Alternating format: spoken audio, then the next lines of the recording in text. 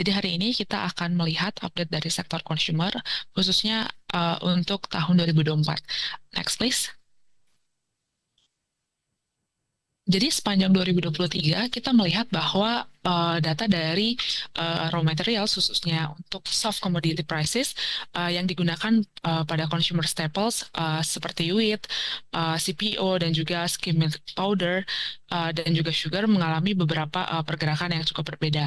Nah, tapi secara umum kecenderungan semuanya itu cukup ada menurun gitu ya. Khususnya untuk wheat dia uh, melemah gitu ya, dia melemah dan CPO juga cukup stabil. Nah, tapi WIT di akhir tahun ini cukup menguat gitu. Kenapa? Karena ada satu permintaan yang cukup besar dari China sehingga bisa menaikkan harga wheat. Nah, kedepannya kami melihat bahwa harga soft commodity seperti wheat akan cenderung ada technical rebound gitu ya, karena memang ada demand yang satu kali dalam cukup banyak gitu ya, dan cukup banyak. Dan kedepannya kami melihat bahwa pergerakan ini meskipun ada peningkatan khususnya untuk wheat masih akan cukup undemanding gitu untuk perusahaan consumer. Kenapa? Karena perusahaan consumer umumnya bisa menjaga inventory levelnya di rentang 3 sampai 6 bulan ke depan. Sehingga meskipun akan adanya sedikit kenaikan di akhir tahun ini ataupun mungkin di awal tahun depan, menurut kami itu masih cukup manageable bagi perusahaan consumer goods. Nah, kira-kira penurunan dari sepanjang 2023 baik untuk wheat, CPO, skim milk powder itu sekitar 25%, 9%, dan 6% secara berturut-turut. Next. Nah, kalau kita lihat dari harga rata-rata, kita bisa lihat bahwa dari CPO itu masih relatively stable gitu ya untuk rata-rata bulanannya, dan untuk wheat terjadi sedikit peningkatan karena tadi uh, ada demand dari China yang cukup besar untuk gandum dari Amerika, sehingga agak sedikit ada technical rebound kalau kita bisa lihat. Nah, menurut kita ini masih akan terus berdampak positif pada perusahaan consumer goods ketika mereka bisa manage dengan baik dan memanfaatkan momentum ini dengan baik gitu. Jadi margin mereka akan terjaga at least until first half 2024. Next.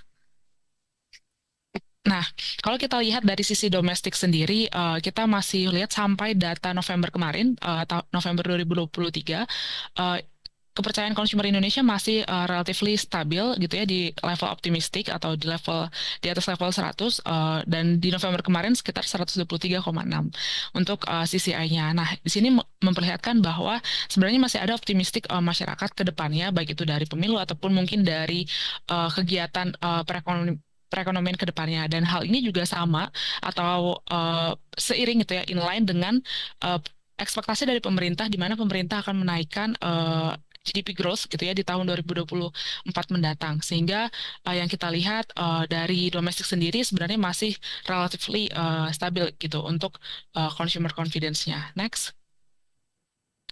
Nah, dari sisi pemerintahan sendiri, seperti yang tadi telah dijelaskan bahwa di tahun 2024 pemerintah menaikkan ekspektasi GDP growth yang kalau 2023 sekitar 4,5 sampai 5,3, dan ini juga sudah dibahas oleh ekonom kita menjadi 4,7 sampai 5,5% di 2024, even higher di 2025. Nah, hal ini menunjukkan bahwa sebenarnya perekonomian Indonesia cukup robust, dan ketika perekonomian Indonesia cukup robust, kita bisa lihat bahwa hal ini juga berperan positif dalam peningkatan konsumsi Indonesia ke depannya gitu, sehingga ketika GDP growth kita masih di sekitaran 4,88 di 2023 dan 5,14 di 2024, kami melihat ini juga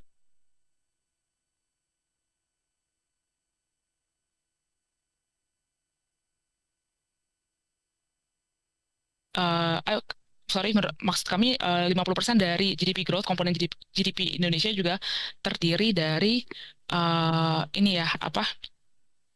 Wait, terdiri dari konsumsi gitu ya.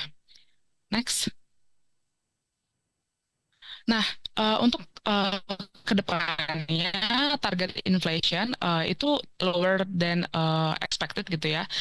Pemerintah juga menurunkan target inflasi dari sekitar -1 menjadi 2,5 plus -1 gitu. Dan di November kemarin juga masih relatively stable di kisaran 2,89%. Nah, kami melihat bahwa meskipun cukup manageable untuk headline inflation, tapi di sini Bapak Ibu bisa lihat, sahabat Mirasa bisa lihat bahwa kenaikan harga rice, kenaikan harga onion juga cukup tinggi gitu. Nah, dan terutama untuk red chili pepper itu cukup tinggi, sekitar lebih dari 20% gitu ya secara year to date. Nah, hal ini membuat masyarakat menengah ke bawah masih terlihat down trading gitu ya, masih memperlihatkan efek down trading karena memang masyarakat menengah ke bawah di Indonesia, konsumen Indonesia cukup sensitif gitu ya terhadap pertumbuhan price itu. Jadi lebih baik saya mengamankan kebutuhan pokok saya dibandingkan saya harus memilih produk yang sama saja fungsinya tapi agak lebih mahal. Dan ini tidak terlalu baik gitu ya pandangannya untuk Unilever punya produk yang menyasar target premium. Tapi in terms of kedepannya, konsumsi kedepannya, kami masih bisa melihat bahwa untuk masyarakat middle to lower masih akan mengkonsumsi atau masih akan cenderung memprioritaskan kebutuhan pokoknya. Dan salah satu penggantinya, salah satu perusahaan company yang bisa diuntungkan adalah ICBP Group dengan khususnya untuk noodle divisionnya.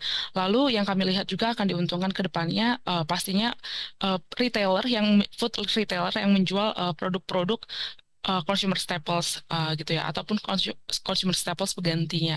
Nah, itu seperti Alfamart ataupun Indomart. Cuman di dalam coverage kami hanya ada Alfamart karena memang Indomart tergabung dalam induknya ya yang terbuka di net. Jadi kami masih pro atau kami masih positif untuk outlook pertumbuhan dari Alfamart dan juga ICBP ke depannya. Next. Nah, kita juga tahu bahwa pemerintah telah mengeluarkan direct cash atau bantuan langsung tunai, di tengah uh, food prices yang volatile gitu ya kenaikannya. Kenapa? Karena tadi kita lihat bahwa harga beras cukup naik karena memang ada efek El Nino sehingga memang pasokan beras juga relatively terbatas.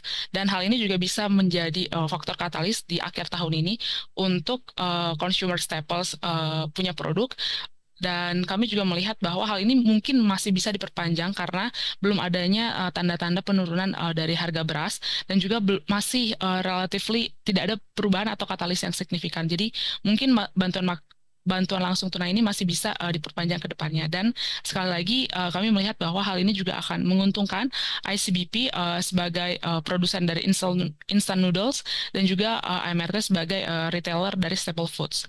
Next. Nah, ke depannya kita tahu bahwa di tanggal 14 Februari 2024 kita akan mengadakan pesta demokrasi dan hal ini juga masih cukup baik. Kenapa? Meskipun terbilang cukup singkat, tinggal 2 bulan lagi, tapi dari semua polling yang kami lihat, dari semua hasil lembaga survei, kebanyakan akan cenderung gitu ya atau probability-nya cukup tinggi untuk diadakan second round atau putaran kedua. Nah, hal ini juga masih akan meningkatkan gitu ya liquidity di pasar di mana masih banyak uang yang bisa beredar untuk kegiatan kampanye dan juga pastinya di dalam pesta-pesta kampanye juga akan mendorong adanya pertumbuhan atau penambahan dari segmen makanan dan minuman ke depannya. That's why kami lihat hal ini masih menguntungkan ICBP dan AMRT. Kenapa tidak INDF? Karena tadi relatively untuk harga flour, harga tepung dan juga harga agribisnis gitu ya, CPO kan relatively stabil. Jadi mungkin INDF masih bisa merasakan penurunan in terms of ASP-nya. Dan kalau untuk Unilever tadi masih adanya perilaku down trading di masyarakat yang masih berjaga-jaga karena seperti kita tahu UMP juga lower than expected sehingga untuk Unilever sendiri bisa masih menerima down trading efek itu sendiri. Next.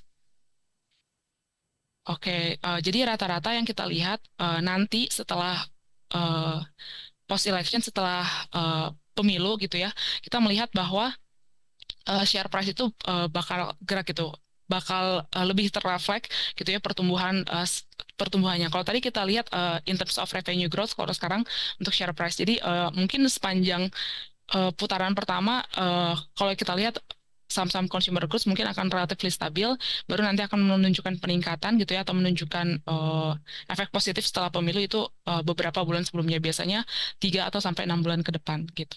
Next. Oke, jadi untuk rangkuman kita masih mempertahankan rating overweight pada consumer sectors dan kita masih positif untuk ICBP khususnya untuk noodle division yang memang sales volume-nya masih meningkat juga sampai di 9 months 2023 dan kita juga suka dengan AMRT karena dia memperlihatkan bukan cuma financial performance yang cukup baik tapi juga pertumbuhan stores yang bisa lebih agresif ke depannya khususnya untuk level midi dan kita masih suka juga dengan INF meskipun tidak sesuka ICBP dan AMRT dan kita less prefer untuk Unilever karena tadi Unilever kita masih lihat masih akan menghadapi beberapa tantangan ke depan khususnya untuk produk-produk yang menyasar segmen premium dan dari sisi top line dan juga bottom line-nya juga Unilever masih cukup tertekan gitu ya even EPS growth-nya di 4 tahun terakhir gitu ya dari 2018 sampai 2022 masih mencatatkan pertumbuhan yang relatively negatif sehingga kita masih suka untuk ICBP dan AMRT ke depannya dan apa sih sebenarnya yang target kita ke depannya next. Nah, target kita ke depannya untuk AMRT itu target price-nya kita masih pertahankan di 3.200, kita masih maintain. INDF juga kita masih maintain di 13.000, tapi kita downgrade untuk untuk INDF dan UNVR, INDF ke 7.100 dan UNVR ke 3.800 dari yang sebelumnya 4.500 karena kita lihat outlook ke depannya tidak akan cenderung menguntungkan untuk Unilever dan ASP INDF khususnya untuk flour dan juga agribisnisnya juga masih akan tertekan ke depannya sehingga kita menurunkan ekspektasi target price kita. Oke, next. Sekian presentasi dari kami. Semoga hal itu membantu Bapak Ibu untuk menentukan outlook dari investment Bapak Ibu ke depannya. Terima kasih.